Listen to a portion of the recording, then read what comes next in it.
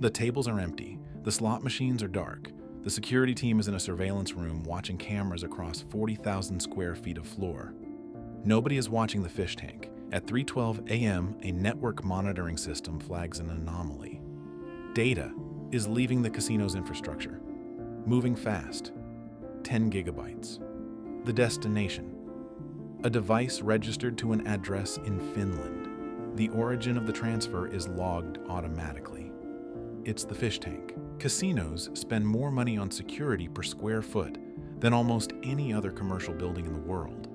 Not because they're generous, because they have no choice. Every inch of a casino floor is covered by overlapping camera systems. Dealers are monitored continuously. Pit bosses watch for irregularities in play. Weight sensors inside table layouts detect chip movements. RFID tags embedded in chips track their location across the floor in real time. Facial recognition systems flag known card counters the moment they walk through the door. The physical security infrastructure of a major casino is extraordinary, redundant, obsessive. It has to be, because what a casino is protecting, above everything else, is trust. The belief that the games are fair, that the house's advantage is the only advantage operating in the room. But in 2017, physical security wasn't where the vulnerability was. The casino has never been publicly named. What we know comes from one source, Darktrace, a British cybersecurity company founded in 2013 by former members of British intelligence. Darktrace had deployed its network monitoring platform across the casino's infrastructure. In 2018, at a Wall Street Journal technology conference, Darktrace CEO Nicole Egan described publicly what her system had found. The casino had recently installed a new feature, a smart aquarium. A large luxury fish tank in the lobby, the kind of expensive architectural statement that says before a single chip is placed, that this is a serious establishment. The tank was connected to the internet. Smart aquariums are standard equipment in high-end commercial settings. The technology is convenient. Internet connectivity allows remote monitoring of water temperature, salinity, pH balance, ammonia levels, and feeding schedules. Alerts fire when conditions fall outside acceptable ranges. Feeding is automated. Maintenance records log themselves. It works. For the people managing the fish tank, it is genuinely useful. The problem is that connecting a device to the internet means connecting it to a network. And connecting a device to a network means that device becomes part of the network. Another node, another IP address, another potential entry point into everything else on the same infrastructure. The fish tank ran on firmware, the software baked into hardware that controls its basic functions. Like most IoT devices, the firmware hadn't been updated since installation. Like most IoT devices, the default credentials, the factory-set username and password that come preloaded on the device, had never been changed. Admin, root, password, 1, 2, 3, 4. These are the defaults. They're meant to be changed the moment a device is installed. They almost never are. Security researchers estimate that tens of millions of internet-connected devices are currently accessible using their factory default credentials. The fish tank was one of them. It was also not segmented, not isolated on a separate network where any damage could be contained, not treated as what it actually was, an unknown device running unknown firmware from an unknown vendor, now connected to the same network infrastructure as payment systems, guest databases, and security controls. It was connected, fully, to everything. Automated scanning tools crawl the internet constantly, like mapping every connected device, cataloging open ports, noting software versions, flagging devices running known vulnerable firmware with unchanged default credentials. It's not a targeted operation, it's a sweep, looking for any door that's unlocked. The fish tank appeared in the scan. Default credentials, unpatched firmware, connected to a network that, based on other visible characteristics, appeared to belong to a significant commercial installation. They logged in. From inside the fish tank's operating environment, they could see the casino's internal network, not from the outside, where firewalls and intrusion detection systems were watching for threats. From the inside. This is a pivoting attack. The fish tank was the pivot point. The entry itself was nearly worthless, a fish tank. The value was what the fish tank was connected to. Think about a building with heavy security at the front entrance, guards, cameras, ID checks. But the door to the back kitchen is unlocked. The fish tank was the kitchen door. From inside the network, they moved. Slowly, systematically, laterally, from device to device, service to service, escalating privileges at each step, exploring the topology of the casino's infrastructure, looking for what mattered. This phase of an intrusion is the most dangerous. The attacker is already inside. Traditional perimeter security is useless because the threat is no longer at the perimeter. What they were looking for was the high roller database. Casinos maintain detailed, sensitive records on their highest value players, names, home addresses, betting patterns, credit limits, win and loss history, preferred games, how often they visit, how much they're worth, whether they're a whale, a player who might place 100,000 in a single session.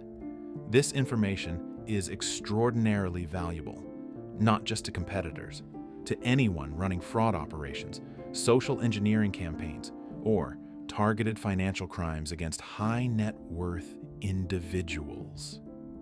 A confirmed list of the wealthiest gamblers in the country, people with documented risk appetite and demonstrable spending, is a premium product on the dark web.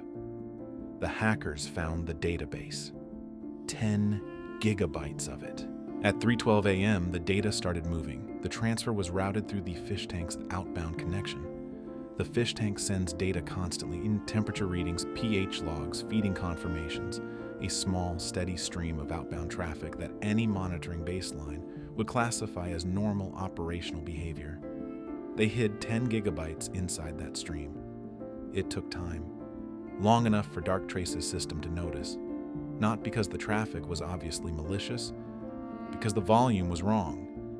A fish tank doesn't send 10 gigabytes of data anywhere, ever.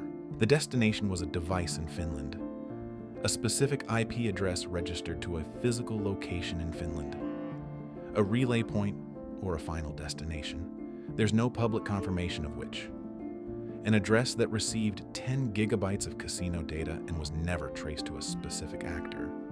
Somewhere between 3:12 a.m. and the moment the alert fired, all of it arrived. Darktrace's detection approach is built on a concept called the enterprise immune system. The human immune system doesn't work by recognizing every known pathogen in advance. It works by recognizing self, learning what normal cells look like, and flagging anything that deviates from that model. Unknown threats are identified not because they match a database of known pathogens, but because they're anomalous. Darktrace applies the same logic to networks. The platform builds a behavioral baseline for every device on a given network. It learns what each device does, how much traffic it generates, where it sends data, what protocols it uses, and what normal looks like for that specific device in that specific environment. Over time, the model becomes precise. A fish tank that routes 10 gigabytes to Finland at 3:12 a.m. is anomalous. The alert fired, security personnel were notified. The connection was traced, identified, and terminated. The intrusion was stopped. The ongoing access was severed. But the data transfer had already completed. The fish tank had already done its job. The casino was never publicly named. Darktrace maintained client confidentiality. The hackers were never identified. No arrests, no attribution, no country of origin confirmed. The 10 gigabytes of casino data was never recovered. Nicole Egan described the incident at a WSJ conference as an illustration of the threat posed by unmanaged IoT devices. She named the fish tank specifically. The detail became the headline worldwide. The story went viral, not because the technique was unprecedented. Security researchers had been warning about exactly this class of attack for years, but because a fish tank is funny. The image of sophisticated hackers finding a luxury casino aquarium in a routine internet scan and using it to walk out with a high roller database landed in a way that abstract threat advisories never do. It was funny. It was also a demonstration of something that was already everywhere and that almost nobody was managing. As of 2024, there are an estimated 17 billion IoT devices connected to the internet. Thermostats, smart locks, baby monitors, medical infusion pumps, industrial sensors, power grid monitoring equipment, insulin pumps, building management systems, traffic management infrastructure. The vast majority were designed for functionality. Security was an afterthought, if it was a thought at all. Firmware updates are infrequent or non-existent. Default credentials are standard. Network segmentation, the practice of isolating a device on its own subnetwork where damage can be contained, is rare in commercial deployments and almost unheard of in residential ones. Security researchers have demonstrated successful attacks on pacemakers, on insulin pumps, remotely adjusting dosage levels from across a room, on industrial SCADA systems controlling power generation, on building management systems that control physical access, ventilation, and environmental conditions in major commercial buildings. These are not theoretical attacks. They were demonstrated. In some cases, they were executed. The casino fish tank made headlines because the image was absurd. The underlying vulnerability is not absurd. This is what Black Elsman covers every week. Real events, real systems, the specific failure modes that make the infrastructure around you more fragile than most people realize. If you're not subscribed, the button is right there. New case every week. Back to it. On February 5th, 2021, a water treatment facility in Oldsmar, Florida was accessed remotely by an unknown attacker. Oldsmar is a small city on the Tampa Bay coast. Population, roughly 13,000. Its water treatment plant serves the city's drinking water supply. At 8 a.m., a plant operator noticed the cursor on his workstation screen moving on its own. The facility used TeamViewer, a remote desktop application, for legitimate maintenance access. Someone was logged in from outside. He watched. At 1:30 p.m., the remote user navigated to the chemical controls panel. Sodium hydroxide, industrial lye, is used in water treatment to adjust pH. Normal operating level, 111 parts per million. The remote user adjusted the setting to 11,100 parts per million. At that concentration, sodium hydroxide would make the water supply caustic and potentially lethal. The operator immediately reset the levels. He called his supervisor. Pinellas County Sheriff Bob Gualtieri held a press conference. The FBI was notified.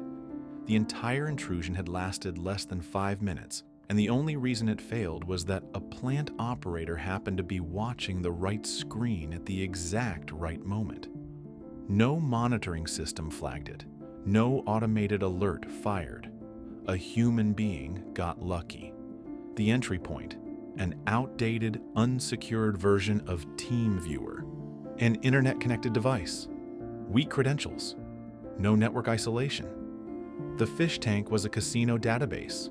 The water plant was the drinking water supply of 13,000 people. Same principle, different consequence. The casino never disclosed what was in the 10 gigabytes. The Oldsmar attacker was never identified. The fish tank is presumably still in the lobby. Both stories end the same way, with a question that nobody has formally answered. Who is responsible for securing a fish tank? The casino's IT department, who didn't know it was on the main network until it was too late? The vendor who shipped it with default credentials and no update pathway? The installer who plugged it in and walked away? The manufacturer who wrote firmware that hasn't been patched in 4 years? There is no clear answer. There are guidelines. There are industry recommendations. There are frameworks and white papers and strongly worded advisories. There is no mandatory security standard for IoT devices and commercial deployments. There is no enforcement mechanism. 17 billion devices, one fish tank, 10 gigabytes, Finland.